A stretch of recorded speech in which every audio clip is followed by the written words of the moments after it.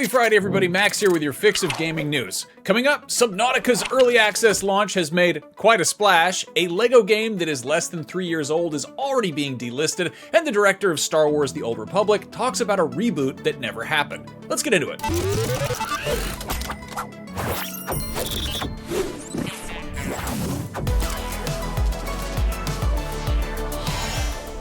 Subnautica 2 hit early access yesterday, and according to developer Unknown Worlds, it sold 2 million copies in just 12 hours. This shouldn't come as too much of a surprise. The original Subnautica sold well over 18 million copies, and the sequel was the most wishlisted game on Steam, but it's still really impressive. The number of concurrent players peaked at 651,000, with 467,000 of those being on Steam, the rest on Epic Games Store and Xbox Series.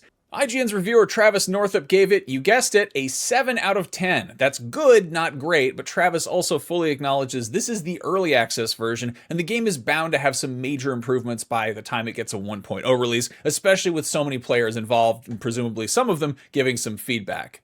Subnautica's had a rocky lead up to launch, originally slated for a 2025 release. Unknown Worlds then got into a legal battle with parent company Krafton over unpaid bonuses, which understandably caused some problems during development. It seems like that's been resolved, and clearly the game is off to a fantastic start, so hopefully everybody gets properly compensated for a massive success like this. You can check out that full review over on IGN, or check out the 14,000 other user reviews on Steam, or you can just get the game and dive right in, because it seems like people are having a good time in there. On a much less fun note, LEGO 2K Drive, a pretty solid little LEGO racing game that was released in 2023, is being delisted from digital storefronts next week, with multiplayer getting shut down a year later. This announcement was made by publisher 2K, with little information offered regarding why, but if I had to guess, I imagine it is some kind of licensing issue.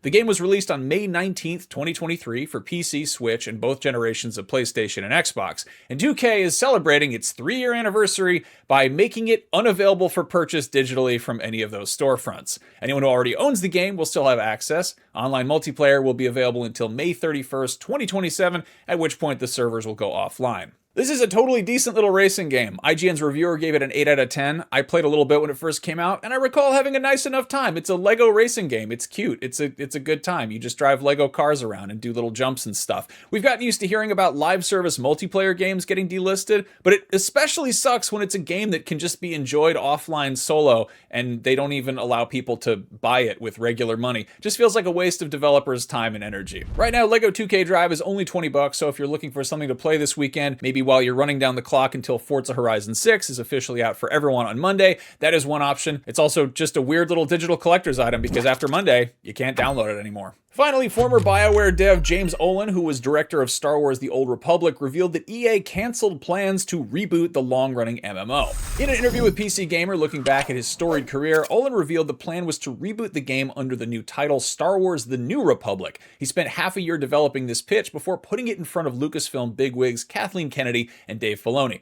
Olin got the green light, but with some input from Filoni. Olin explains, quote, "He was like, if you set it a couple hundred years before the fall of the Republic, we can have a tie-in." Interestingly, this sounds a little bit like the recent Star Wars cross-media project, The High Republic, which explored a similar time period in books and comics, and was a major plot point in another video game, which was Respawn's Star Wars Jedi Survivor. So Lucasfilm was in, but Olin still had to convince EA. He said, quote, "I remember I got super excited because the big challenge was former EA Chief Design Officer Patrick Soderlund. I think he's great, but he hates Star Wars: The Old Republic, and I convinced him. It was one of the greatest accomplishments of my career."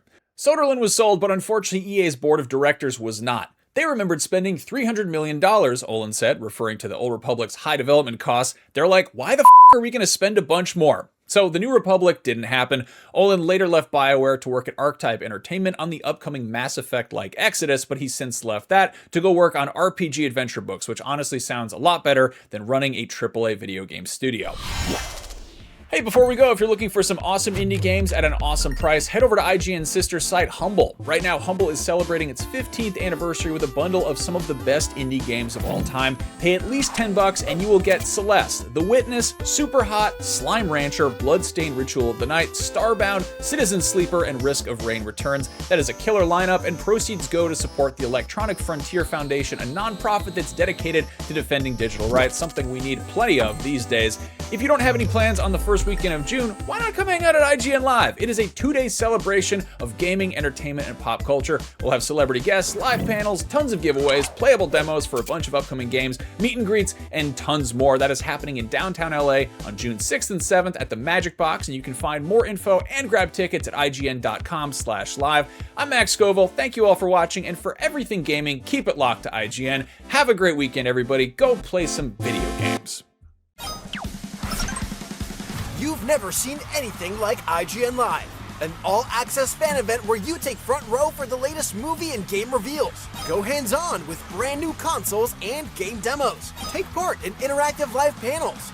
Win countless prizes. Play games with your favorite IGN hosts. And even get a chance to play host yourself. Join us June 6th and 7th in downtown Los Angeles. Scan the QR code or go to ign.com/live for updates.